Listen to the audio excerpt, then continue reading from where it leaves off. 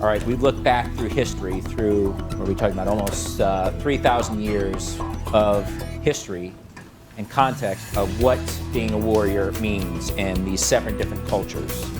You know, in today's modern society with post-millennia era, Facebook and Twitter, we're always looking for the new innovation. We need to figure out what's the way that we're going to reshape the future. What's the next big idea? We're kind of going away from that. We're saying there's a lot of insight that we can gain about our present reality and our future reality by looking into the past. So we have this idea of the 3,000-year-old mind. We talked about these common threads you can weave between the ancient Greeks and the Shaolin monks and the samurai. That experience, the warrior experience, is not changing by that much.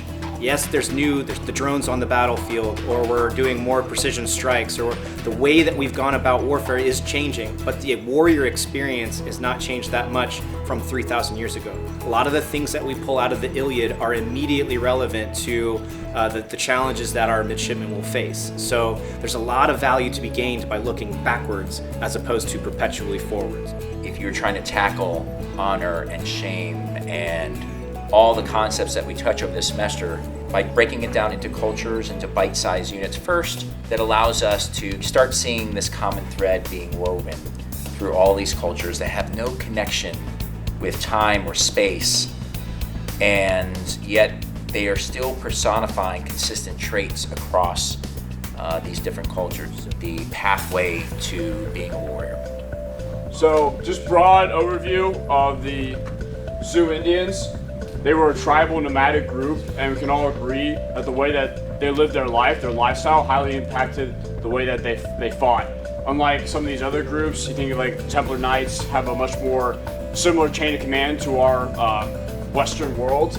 Their chain of command was basically their family unit. If the goal here is to distill down what it means to truly be a warrior, so that these future leaders can take that out to wherever their communities are in the future and apply it somehow, the greater sampling you have it just offers a better opportunity to find what those base values are.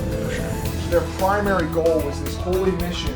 It could only be from nobility. It was a lifelong pursuit that resulted in a very specific brand. And that brand is important because that's what really denoted, you have this diversity of thought. There's many different ways that these knights could have turned out, whereas with the Sioux, pretty much everybody had the same path because it was all one family. We have many different families or brands that produce different types of knights. Having the dialogue between the different instructors from their different perspectives, everyone has warfare experience, is part of the richness of the class, as well as the material that we have. We have that kind of dialogue, the honesty and truthfulness and sharing the good and the bad is really what lends the authenticity of what we're talking about. In the special operations context, you have often like the lone survivor situation, there's 4 of them, and even then the 4 got separated at one point. As an individual, sometimes you're carrying a lot of weight. So if you don't have yourself squared away, there's no way you're going to be able to adequately navigate these, very strategically important situations. So self-mastery for sure is incumbent upon EOD techs, but then anybody in the special operations realm. Regardless of your age or experience, you need to demonstrate maturity and professionalism, and neither of those is possible without self-mastery. All the instructors that we're bringing in have some level of combat experience, and for each one of us, I think the moment we stepped into that environment, there was a bit of a reckoning, I wasn't necessarily prepared maybe from a spiritual standpoint to encounter what I'm about to see. I think the military has done a great job of preparing us from a technical standpoint. We were very good at our jobs. We're very good at handling weapons or dismantling explosives or flying aircraft. But something that we maybe have overlooked to some extent is the human experience of war. And I think that this course provides a great platform for that, and engaging in the dialogue we do in an authentic and forthcoming way allows us to sort of provide value from our experiences, which is valuable to us as people who are probably no longer going to step foot on the battlefield. But for the midshipmen, I think they're gaining a lot from that as well. And I think they see that, they feed off of that, and it's what makes this course magic. I've spent the last 17 years either in combat or training for combat.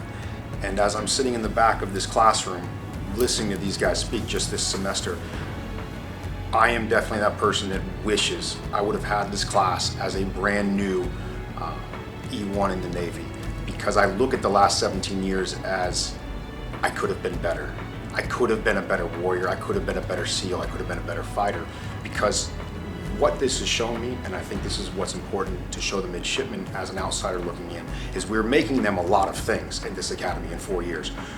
But being a warrior, and they are entering a warrior field for a career, it's a conscious decision to day in and day out perform and strive to be the best you can be.